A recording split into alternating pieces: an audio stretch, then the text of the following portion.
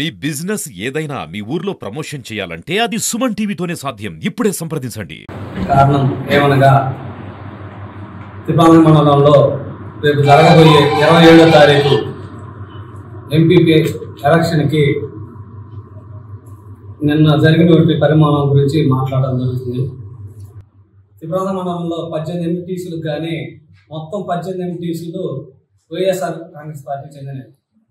ఆ 18 వారు పార్టీలో ఉన్నారు, కానీ ఒక్కరు కానీ తెలుగుదేశంలో లేరు. ఒక్క పార్టీ ఈ మధ్యనే ఒక్కళ్ళే ఎంపీపీ గారే పార్టీలో కొత్తగా చేరారు. కదమ 17 మంది వైసీపీ జెడ్పీటీసీ నెంబర్లే, ఎంపీటీసీ నెంబర్లే. కానీ ఆ ఎంపీటీసీ నెంబర్లు ఎమ్మెల్యే గారికి చేతగానితనమే.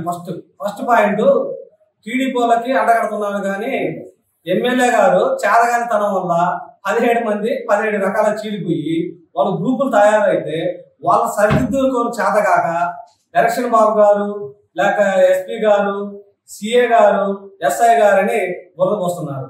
ఏమయ్యా ఎమ్మెల్యే గారు, దయచేసి మీరు మాట్లాడే ప్రతి మాట అక్కడ అసెంబ్లీకి పోయి సంతకం దొంగసాటు పెడుతున్నామని ఆడ అసెంబ్లీ స్పీకర్ గారు చెప్పారు.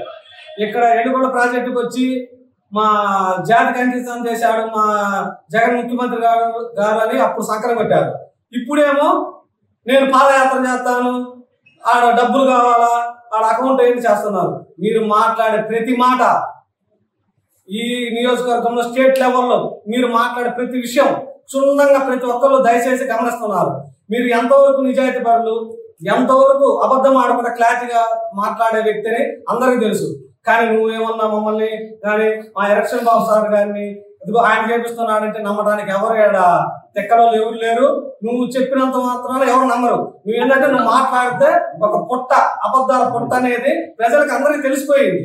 నీ చేతగాంతనం వల్ల నువ్వు సరి చేసుకోవడం వల్ల మండలంలో చక్కదిద్దుకోలేక మా మీద బుర్రదలటం కరెక్ట్ కాదని ఈ సభాముఖంగా తెలియజేస్తాం. ఈ పరిణామ క్రమం చూస్తూ ఉన్నాం. త్రిపురాంతకం మండలంలో రాజకీయంగా ప్రతి పార్టీలో గ్రూపులలో సహజం.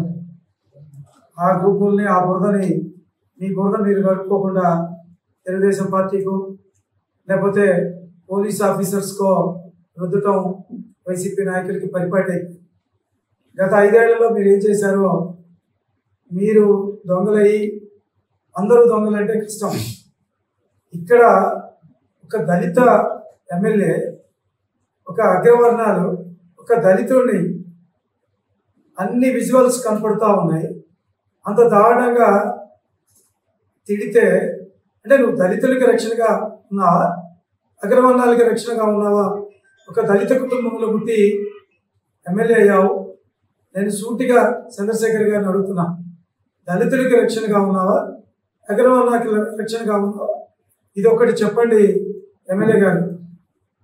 దాంట్లో మా పార్టీకి కానీ, మా నాయకులకు కానీ, మా ఇన్ఛార్జి గారికి కానీ, పోలీస్ ఆఫీసర్స్, జిల్లా ఎస్పీ గారికి ఏం సంబంధమే? ఎరగడపాలెం జరిగితే ఆ దళిత బిడ్డ వచ్చి కంప్లైంట్ ఇచ్చాడు.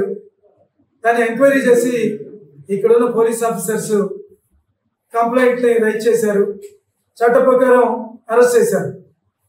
అంతేగాని ఎక్కడో ఒంగోలులో ఉన్న ఎస్పీ గారు ప్రోత్బలమే ఉంది. ఇక్కడ కంప్లైంట్ ఇస్తే రైట్ ఆర్ రాంగ్ విచారణ చేసి వాళ్ళకున్న హక్కుల ప్రకారం, ఆ దళితులకు ఉన్న రాజ్యాంగం ఇచ్చిన హక్కు ప్రకారం అరెస్ట్ చేశారు. ఇది కరెక్టా కాదా?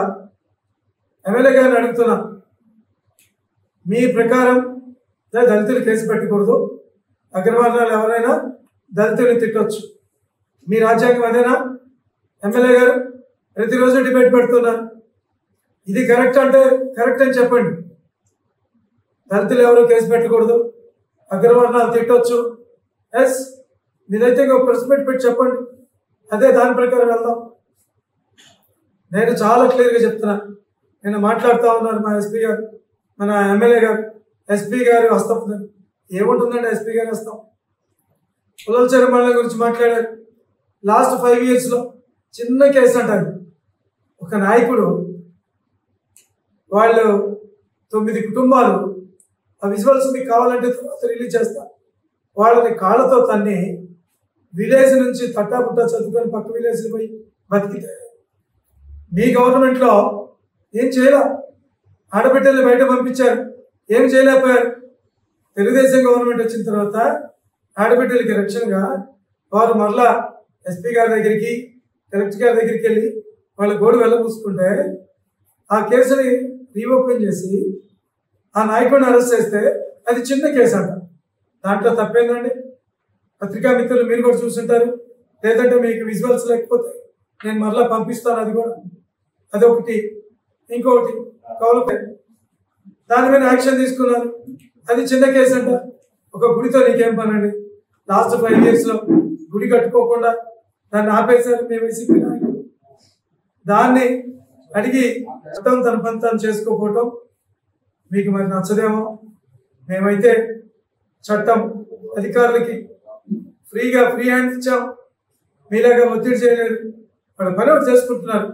ఒక దళిత బిడ్డని కొడితే, ఒక దళిత బిడ్డని తిడితే ఊరుకోవాలి. దయచేసి మీరు దళితులే, ఒకసారి పునరాలోచన చేయమని చట్టానికి, ఆఫీసర్స్కి వారి మీద ఒత్తిడి పెట్టకుండా వారి పని వాళ్ళు చేసుకునే అవకాశం కల్పించమని కోరుతా ఉన్నాం. మీ అందరికి కూడా ఈ అవకాశం ఇచ్చినందుకు ఒక నమస్కారం చేస్తూ ఉన్నాయి. మీ పార్టీలో సమర్థం లేదు, ఎవరు ఇష్టం వచ్చినట్టు వాళ్ళు గ్రూపులు ఉన్నారు.